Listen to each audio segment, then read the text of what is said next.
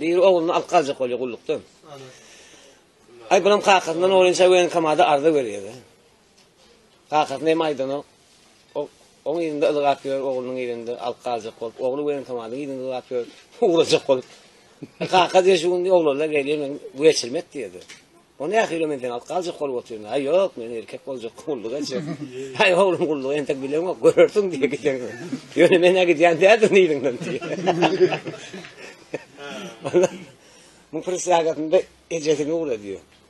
Öyle gitmiyor. Şu koşkuyun yazı uğradık.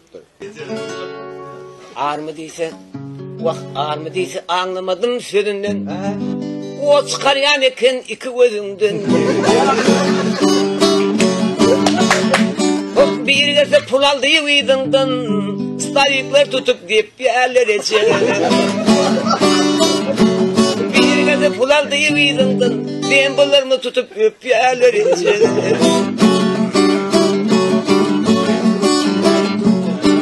Hastel paylandı vakt duruşu bitmedi.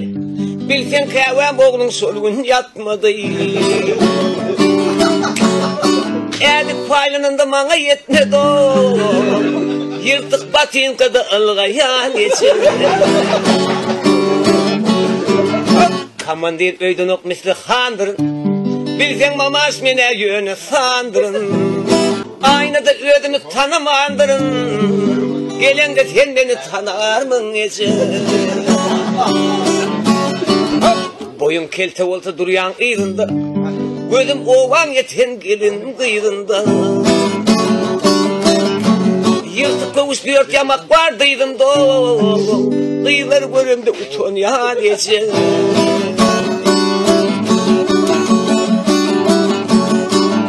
Hakan gelse iyi ver bir paçka soğudu. Yeşilmi asralar tütünmez odu. Armıda kırlıcı gezmeden modu. Kırlıcı oğlunu tanar mı ece? Presyaga gelsen çörük köp algın. Kovurmadır külçe kotağım salgın. Fakan gelmedi de ödüm bir gelin. Gelen de sen beni tanar mı ece? Yırtık batayım kadar yugur yanece. Tuvalet diyorum da çugur yanece.